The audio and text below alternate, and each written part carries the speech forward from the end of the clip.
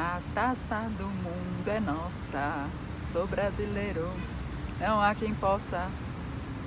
Essa música nem é da minha época. Estamos em clima de Copa do Mundo. Tá em clima de Copa do Mundo? Mais ou menos.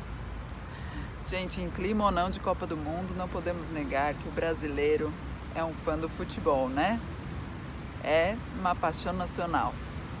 E desde cedo as crianças estão ou na escolinha de futebol ou treinando futebol na escola, principalmente os meninos. É disso que vamos falar nesse vídeo.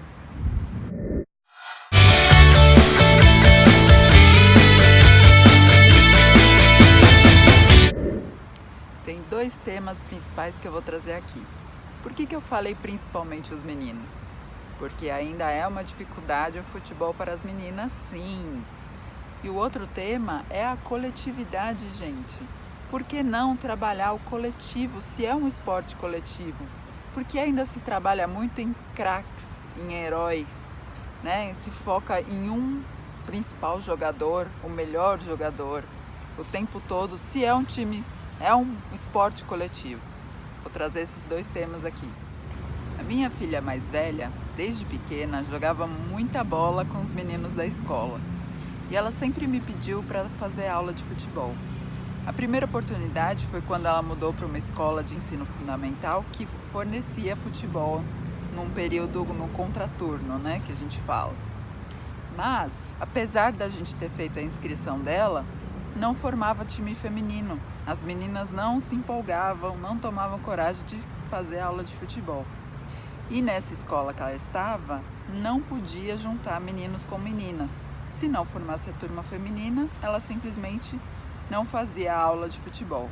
E foram assim os 3 anos que ela estudou lá. A gente inscrevia ela no começo do ano, não formava a turma e ela acabava não fazendo a aula.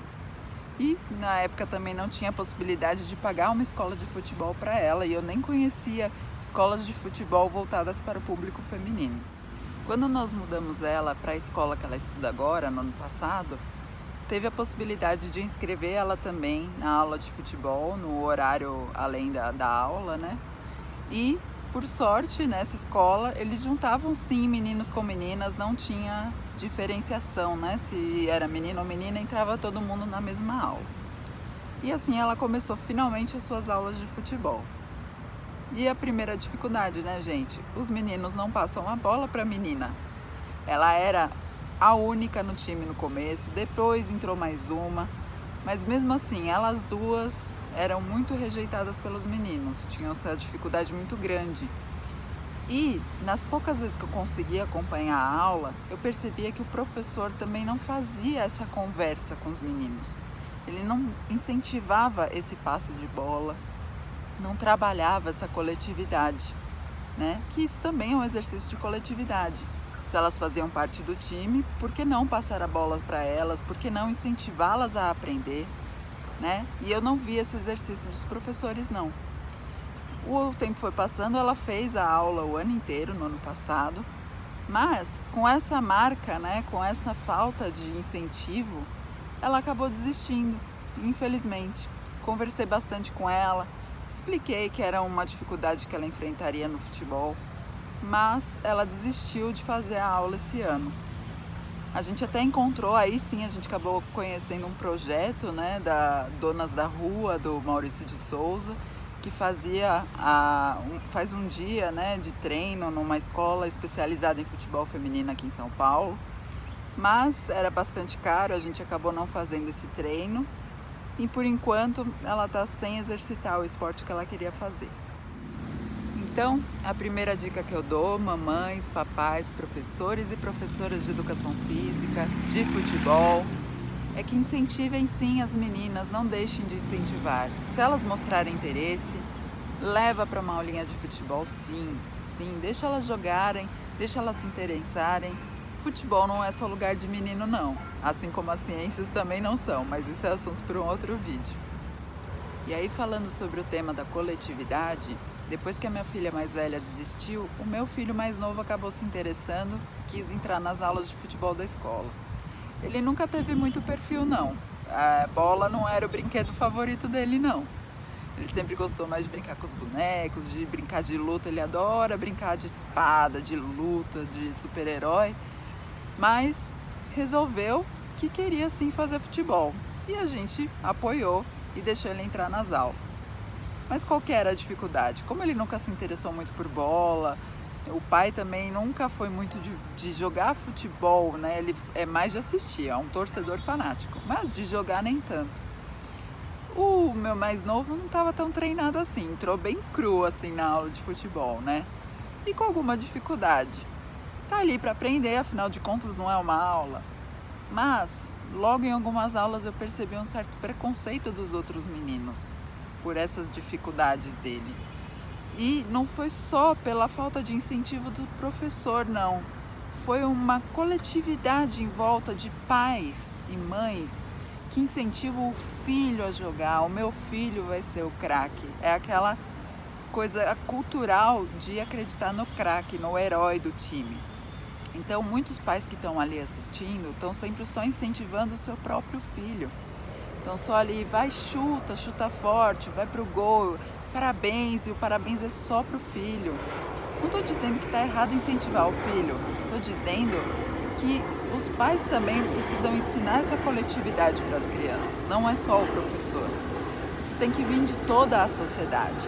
Se é um esporte coletivo, por que não ensinar as crianças a entender aquele amiguinho que tem dificuldade? Aquele amiguinho que ainda está aprendendo.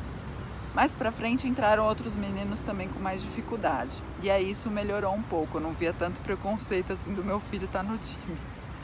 E ele mesmo está melhorando, né, gente? Com o treino todo mundo melhora. Mas ainda falta do professor esse senso de coletividade, essa conversa com os meninos. Eu acho que não é só passar o exercício, não é só passar o treino. Eles têm que entender esse treino, é difícil, lógico.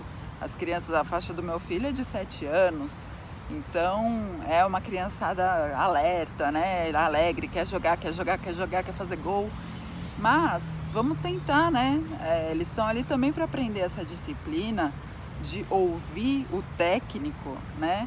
De ouvir o que tem para aprender, para entender, para compreender o outro quando tem uma dificuldade. Né? Essa coisa cultural nossa de xingar muito o jogador quando ele erra, como se ele não fosse um ser humano e não pudesse errar. Tá certo que eles ganham muito bem para isso, mas mesmo assim, gente, somos seres humanos, sofremos pressão e todo mundo pode errar, né? A gente precisa ser um pouquinho mais empático com esses jogadores e ensinar isso desde cedo nessas aulinhas de futebol.